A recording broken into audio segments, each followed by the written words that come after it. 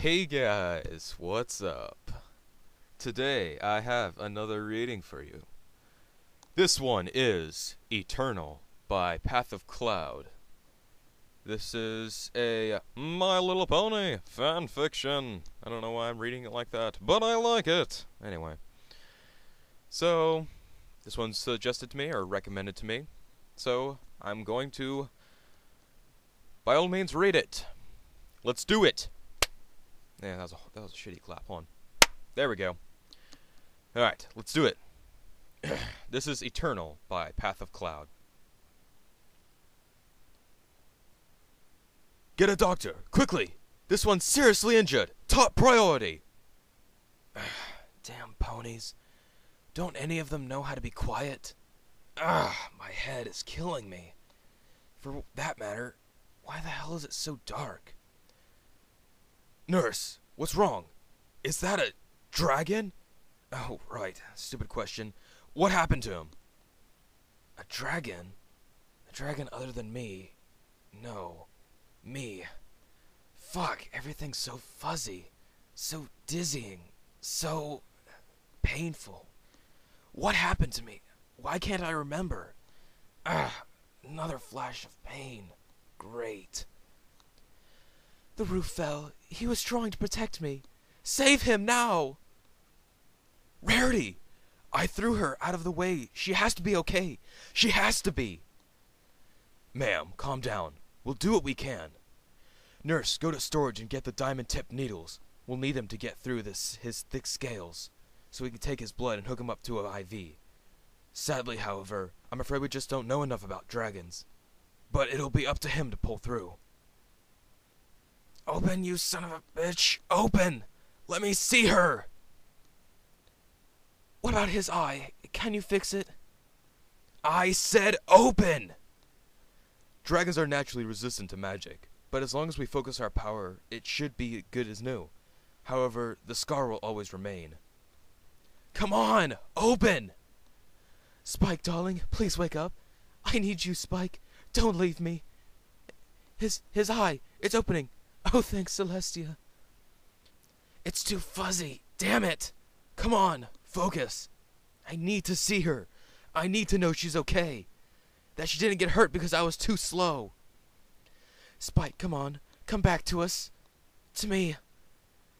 It's clearing up, finally. But why is it so limited? She's okay. Oh, thanks, Celestia. She's okay. But she's crying. Why is she crying? What could have hurt her? Was it me? I'm the reason she's in tears now. I was too slow. Too weak.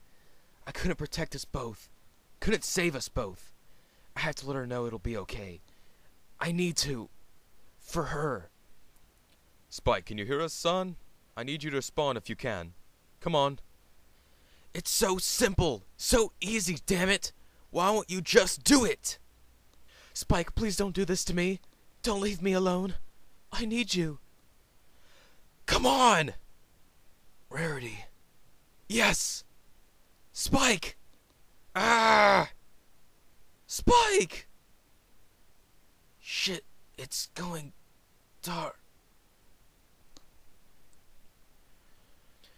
Well, that was kind of a prologue, so I might as well go ahead and jump right into Chapter 1 or 2.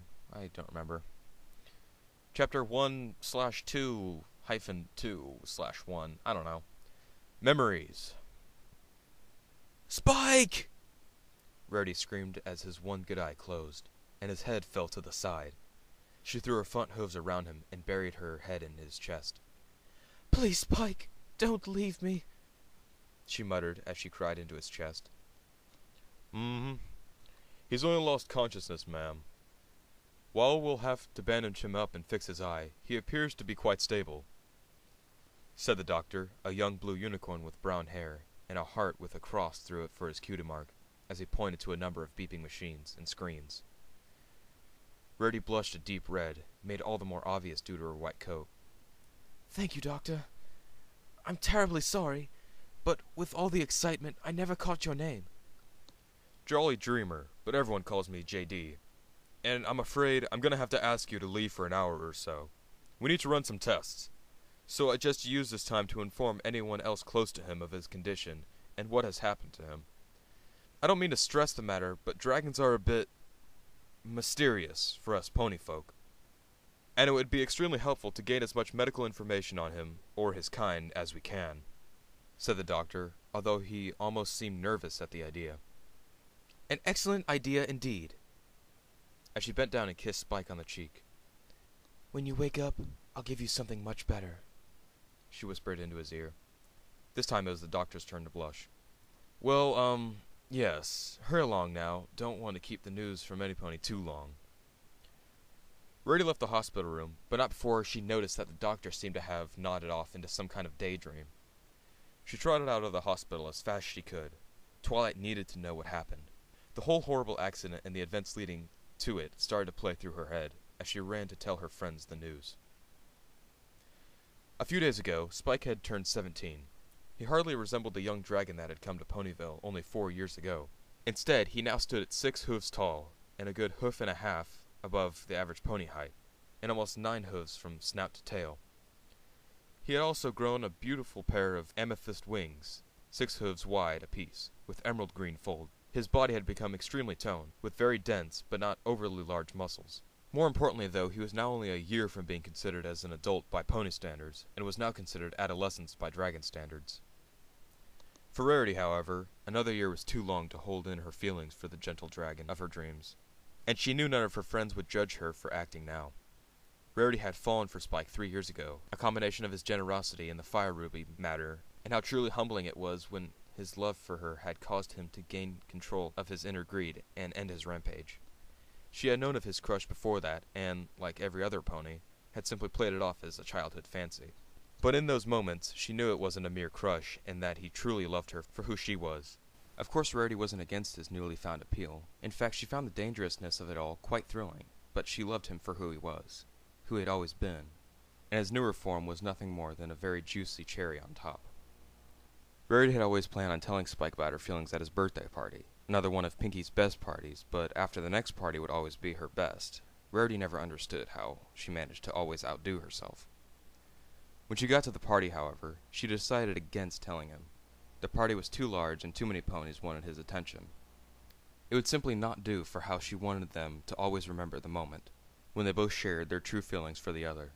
No, she knew something more intimate, but only the two of them would be the best. And so Rarity started to hatch a plan. Once Spike had been able to sneak away from the crowd for a breather, Rarity made her move. Hello, Spike, Rarity said, approaching Spike from behind. Spike jumped a bit, not expecting the visitor during his escape, but was happy for the interruption, though, knowing instantly from her beauty held in the voice who it was. Hello, Rarity. Trying to give me a heart attack, are we? Rarity couldn't help but giggle at the fact that she, a beautiful fashionista, had scared the large muscular dragon before her. However, she quickly covered her mouth with her hoof to stop the unladylike outburst. Well, if I knew me being scared would cause you to create such an adorable sound, I'd have been afraid more often. Rarity blushed the lightest pink, but thankfully it had been too dark out for Spike to notice. Yes, well, I wanted to congratulate you personally on your 17th birthday, Spike. You're growing into quite the fine gentledrake. Spike took the compliment with both a small blush and an obvious increase in pride, neither of which he tried to hide from the beautiful mare in front of him. That's very generous of you, Rarity. Thank you. You may have just made my night. Spike, darling, I'm not quite through. I wanted to invite you to Carousel Boutique this Saturday evening, so I could give you your birthday gift. I do apologize, but I wasn't able to give it to you tonight due to unforeseen complications. Spike was obviously taken aback a bit by this information. Rarity, you didn't have to do that. Just being here with you on this night or any other is a gift enough for me. What time would you like me to come over? Rarity felt a small knot in her stomach. After what Spike had said, she felt even surer than she had before. 5 would be just perfect, darling. I'll be at your door by 4:45. After all, a gentledrake never leaves a lady waiting, Spike said, lowering himself into a bow. Indeed, but I won't be letting you in until 5, replied Rarity mischievously. Now come, I think we've stolen enough time from the world. Although I wish I could steal a little bit more, Rarity thought to herself. And you have lots of guests still. Wouldn't want to keep any pony waiting to talk to the birthday boy. No, I suppose not. And with that, the two of them walked back to the party together, practically leaning against one another. To Rarity, it felt like Saturday had taken a short lifetime to come. She had planned everything down to the last nanosecond. Every last detail was to be fabulous and perfect. Her mane and tail were to be done in her everyday style, simple, elegant, and beautiful. She had a new dress that she had very carefully crafted without Spike ever noticing. No small feat considering how much time he had spent helping her. It was black with onyxes embedded into it, causing it to glitter in the light. It fell down to her side and back and was cut at the sides, so that her cutemark and hind legs were framed by the dress. Very tasteful, but very sexy. And to top it all off, the fire ruby necklace Spike had given her right before his birthday all those years ago. She could see Spike's jaw drop when he saw her in it, but she planned on waiting till she shared her little secret to put it on, so as to not to stupefy him beyond hearing the single most important thing she hoped he would ever hear. Rarity had already prepared the dinner the two of them would share on their first of what she prayed to be many dates.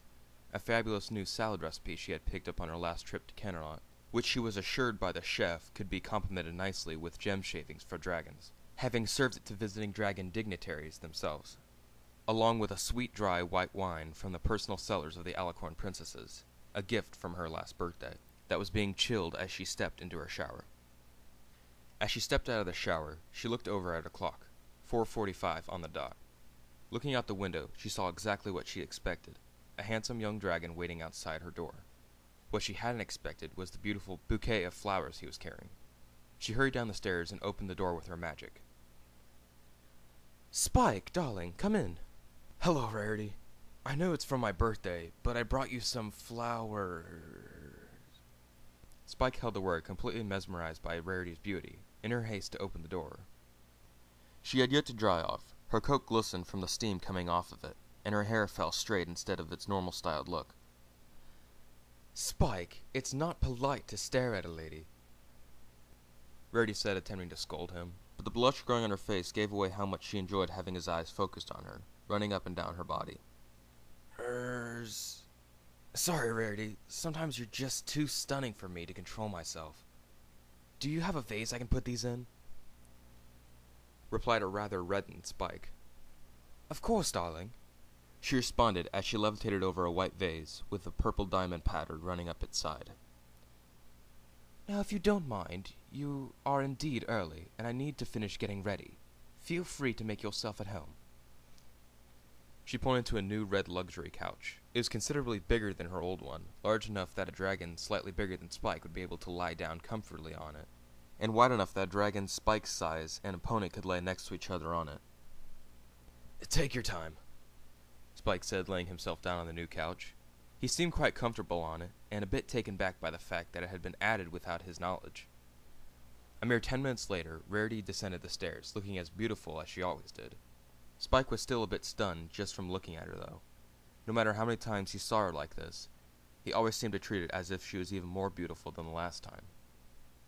Beautiful, he whispered to himself. What was that, darling? Asked a perfectly aware Rarity. I was saying that you look very nice today, he recovered. Trust me, darling, you haven't seen anything yet, a sultry mischief easily spreading over her face. In fact, I think it's time we discuss why I invited you over here. Suddenly, everything began to shake violently. Rarity! Screamed Spike, lunging forward from the couch. He quickly but gently grabbed Rarity and softly threw her onto the couch, as a large section of the second floor fell where Rarity had been standing moments ago, where Spike was standing now, and she would always remember the look on his face, not fear, but happiness, pride, love, and content as he said 6 words. I will always love you, Rarity. And Spike's world went black. No! Rarity screamed as a surge of magic, which would humble even Twilight, shot from her body, levitating the mass of flooring off of her dragon. Underneath, where the pile of wood and nails had been moments ago, laid a bleeding Spike. His whole body was covered in cuts and bruises. His wings had giant holes in them where boards had pierced the thin webbing. But worst of all, his right eye had a long jagged scar where a nail had ripped down the side of his face. His eye was bleeding. He was blind. Rarity knew his tough scales and leathery hide had saved his life, and that she would have been painfully crushed to death if he hadn't saved her. But it didn't make it easier, and she still blamed herself. And in that moment, her love for him soared. Her magic once again increased to a never-before-known level as she teleported herself and Spike straight into the lobby of Ponyville General. She had reflected on her newfound magical ability for less than a nanosecond, as the nurses and orderlies carefully hoisted Spike onto a stretcher. She was by his side instantaneously, as the head nurse, Nurse Redheart, began issuing orders and calling for a doctor.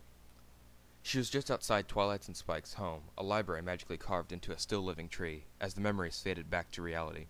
She knocked on the door. "Hello, Rarity. Where's Spike? I thought he was going over to see you," answered the lilac bookworm. "Twilight, darling, we need to talk. There's been an accident." "Of course, Rarity. Come inside, quickly." A visibly shaken Twilight responded, no doubt running through the hundreds of possibilities of what could be wrong. Rarity walked in as the door glowed with a lilac aura and magically began to shut behind her. And that was Chapter 2 of Eternal by Path of Cloud. So, I want to thank you all for listening. I hope you enjoyed. I might get around to Chapter 3 sometime. Because now I have a whole bunch of stories going, and yeah, I don't know when it's going to be out, so. Anyway, thanks for listening. Talk to you all later. Bye.